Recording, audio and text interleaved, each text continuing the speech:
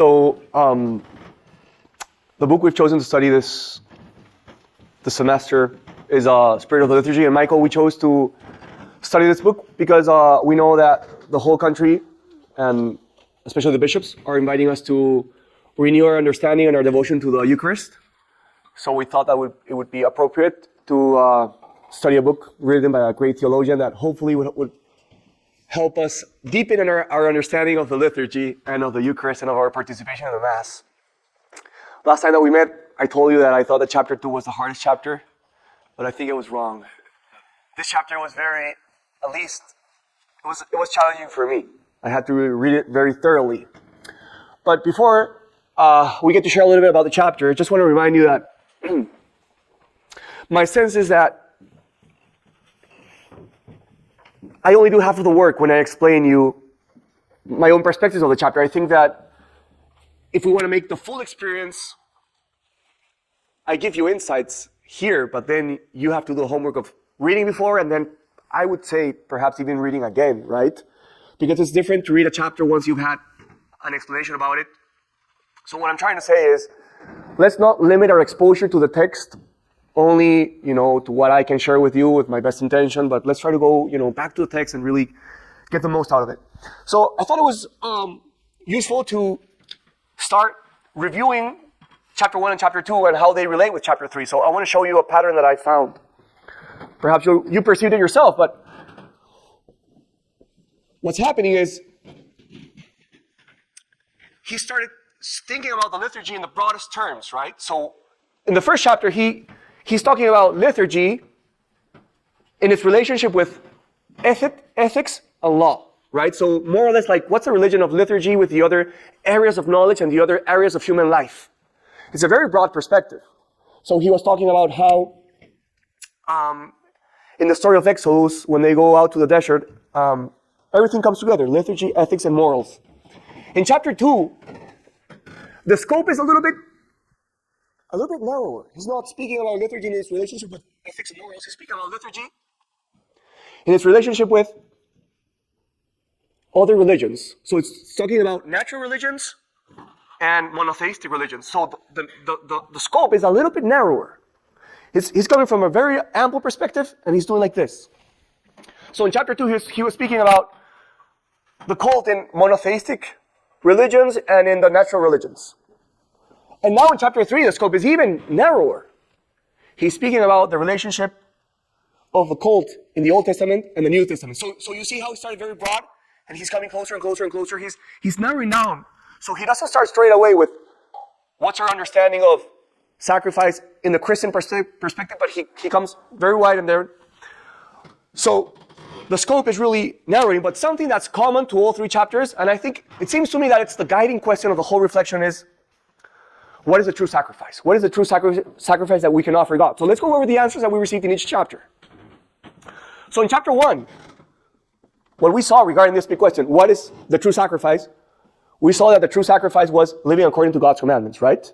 That's why when they go to the desert to offer their sacrifice, what do they receive? They receive the 10 commandments. So the insight there is, the true sacrifice is your life lived according to the commandments.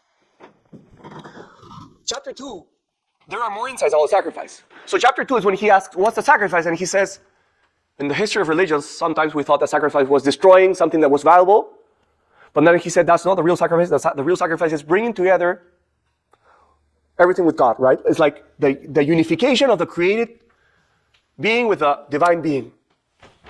So that was a second element to the question of what sacrifice is. But also in chapter 2, it said that all sacrifice includes an aspect of reconciliation, right? An aspect of atonement.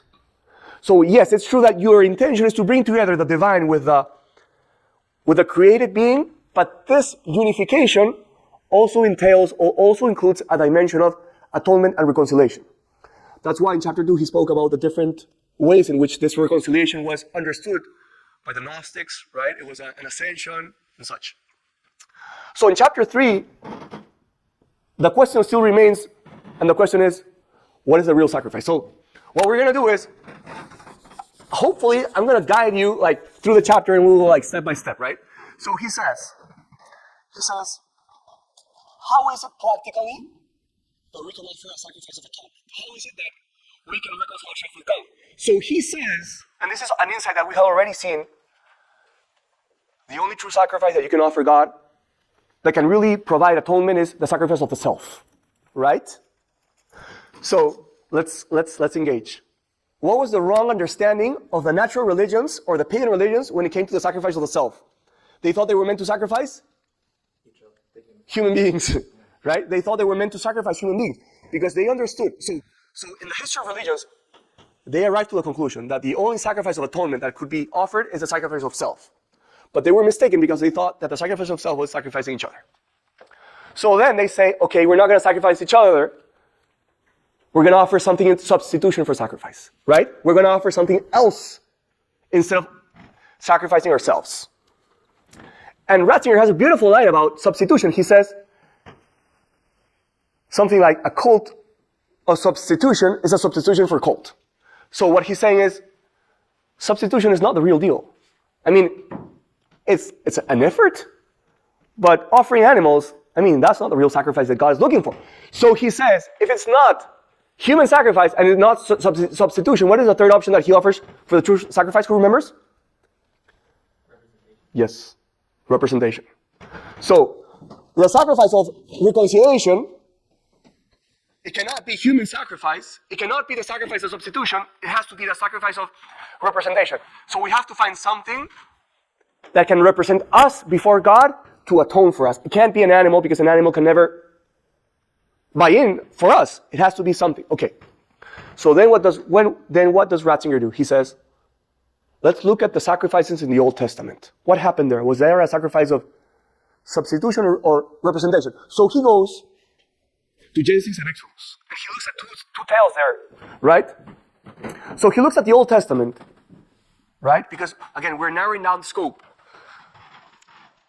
So if I'm not being clear, please let me know. So this is what we're saying.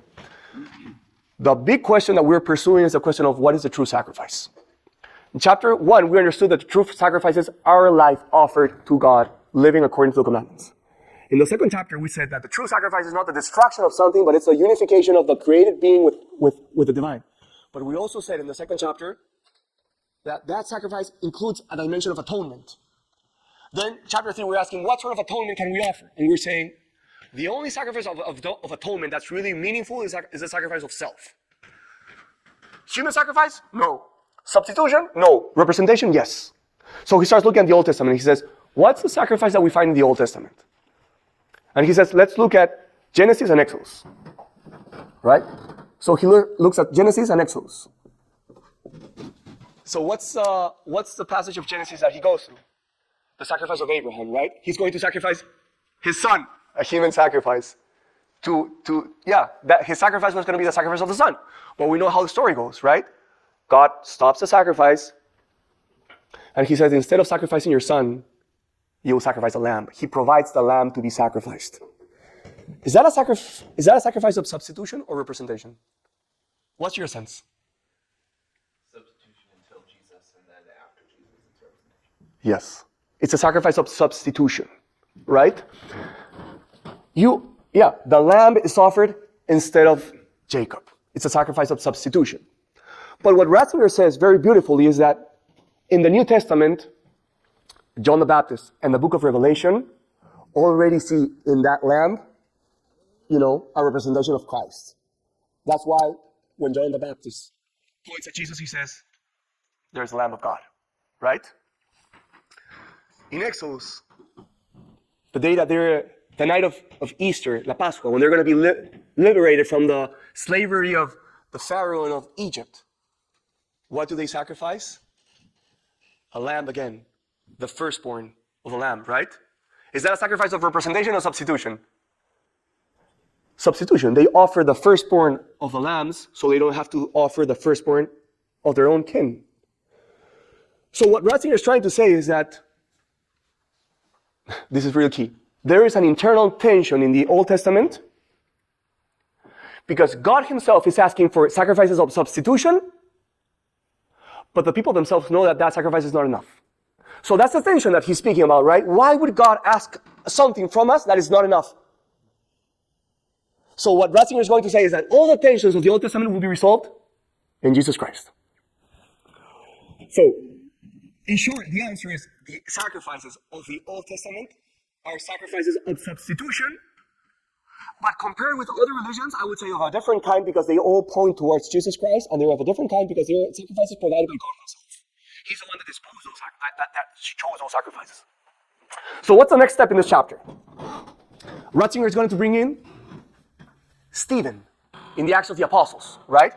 Because Stephen has a theology of the sacrifices of the Old Testament. And Stephen will start to speak about the sacrifices of the temple, right? So let's say this is step number 1 in the chapter. Step number 2, Stephen comes in.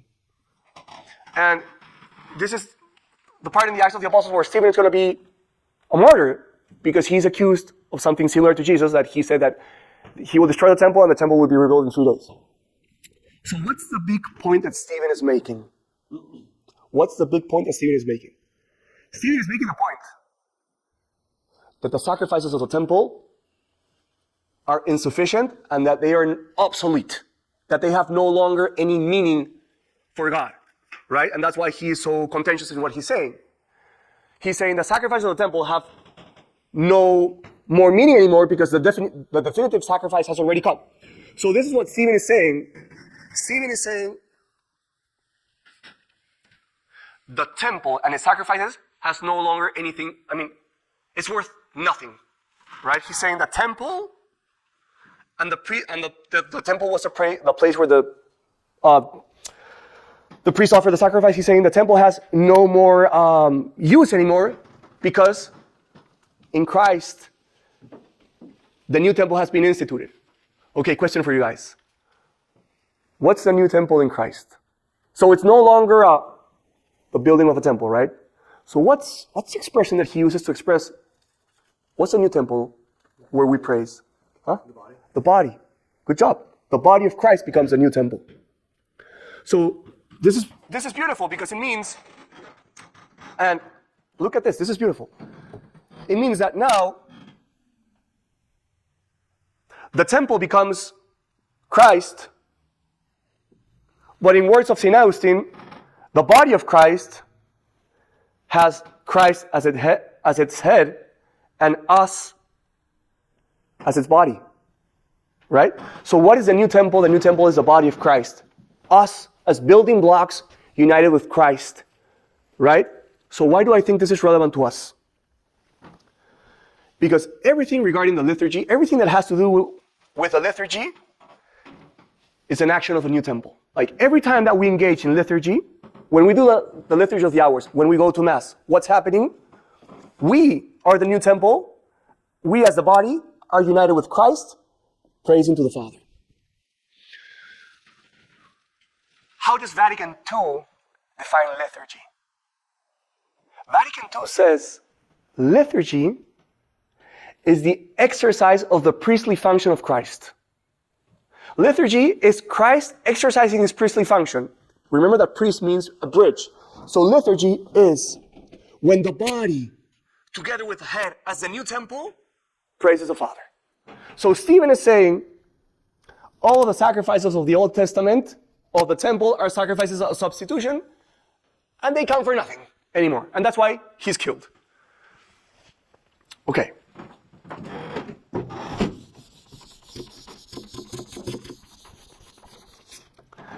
But Ratzinger also makes a point, and he says that, and we already anticipated this, he says that there was a tension within Judaism because they had the sacrifices of the temple instituted by God, but they knew that these sacrifices were enough. Okay, so who can tell me, besides Jared, when did it become more evident for the Jews that the sacrifices of the temple were incomplete and there was a different sacrifice meant to be offered? When did this become evident to them, Kevin? In the exile. In the exile, right? You all knew this. In the exile. So remember that the Jews are exiled and they're taking away from the temple. So it becomes in the exile in Babylon when they start asking themselves, what are we going to offer as a sacrifice now that we can't be at the temple and we don't have the priest and all the animals that we're going to offer? So they started understanding that the sacrifice that they could offer was the sacrifice of their contrite heart, the recognition of all their sins, the understanding that they were exiled because of their faults. So what am I trying to say? I'm trying to say this. Ratzinger says, in Judaism there was an internal tension. What was that tension? On one hand, it seemed to be that God instituted the sacrifices himself. God provided the lamb in Genesis. God asked for the firstborn of the lambs in Exodus. When Moses receives the temple, he also receives the prescriptions for the sacrifices in the temple. But at the same time, they understood that these sacrifices were enough because they knew that they were sacrifices of substitution. They didn't know it in that way, like explicitly, but they understood that there was something insufficient about it. So there's the tension. We receive something from God, but we know that that's not enough. And this becomes more evident when they go to the exile. And they say, so this means that there's no sacrifice that we can offer now that we're exiled? Or is there a different sort of sacrifice that we can offer? So he says, not only from the exile did they have this disturbing thought that there could be a different sacrifice, but he says, even when they came back from the exile and they rebuilt the temple, there was one faction of the Jews who didn't want to go back to the temple. What was the faction of those Jews? The Essenes, right? Those kind of more spiritual Jews. There were a lot of overlap with Christianity. So even when they came back, there was still a faction of the Jews that said, we don't want to go back to the sacrifice of the temple. We've got to know that there's a different sort of sacrifice. So let's see who has good memory from the reading. So he says, in the exile, the Essenians, they also understood that there was a different... What was the third point of encounter of the Jews where they started to see that there was a different sacrifice to be offered? Where was it? In Alexandria. Right? Alexandria was a place where Jews were in the diaspora, but there was a place of great philosophical development, right, Tim and Matthews? So even in Alexandria, the Jews there started to hear of a different form of sacrifice. Right? Kind of, there was an intuition among the philosophers and the Greeks. And this is the intuition of the philosophers and the Greeks. And the intuition was the sacrifice of prayer is equally valuable than the material sacrifices that you can offer. The sacrifice of the logos, of the word, is equally valuable than the sacrifices of animals that you can offer. Right? So you see how there's this internal tension among within the essence of what it means to be a Jew. So the whole point that Ratzinger is trying to make is this, and I think this is a beautiful point. He says all of the tensions of the Old Testament are resolved in Christ, but he says something that I really appreciate throughout his writings about liturgy. He says, not only the tensions of the Old Testament are resolved in Jesus Christ, he says, the pursuits of all the history of religions are resolved in Jesus Christ. So what he's trying to say is, there's something valuable in all of human history and in all of its pursuit of the true sacrifice, and it all gets resolved in Jesus Christ. So he not only incorporates the story of the Old Testament, but he incorporates the story of all of human history in its pursuit of the true sacrifice. So how is the tension resolved in Jesus Christ? Right? So, maybe this is not the best way to say it, but it's more or less like this. On one hand, there's the sense that you have to offer something material in sacrifice. Something has to be offered. It's not enough to do something spiritual. Something has to be offered. There's still a desire, still a sacrifice, let's call it, material has to be offered. And that's why he says, who can recall that psalm that he quotes, that he says, in that psalm at the same time you can see that the sacrifices are not enough, but still in the end he says, but there will be the right sacrifice. Who can remember what psalm is this? Psalm 51, right? So yes, the Jews knew the sacrifice of substitution was not enough, but they also knew that there was going to be a time for the right sacrifice. So what I'm trying to say is, on one hand, there's that intuition that the sacrifice has to be in some way material, but there's the other intuition that the sacrifice is also meant to be, according to the Logos, spiritual. So what he's going to say is that all of this tension is solved in Jesus Christ. Because Jesus Christ is the Logos that makes himself flesh and is offered to the Father. Right? So I think that's the way how he reconciles the internal tension among Judaism, that this is all solved in Jesus Christ, who is at the same time the sacrifice of his body, of the flesh, a sacrifice of representation because he truly can represent all of us in a different way that an animal can. But at the same time, it's a sacrifice of the Logos because he is the Logos incarnate offered to the Father. Yeah. So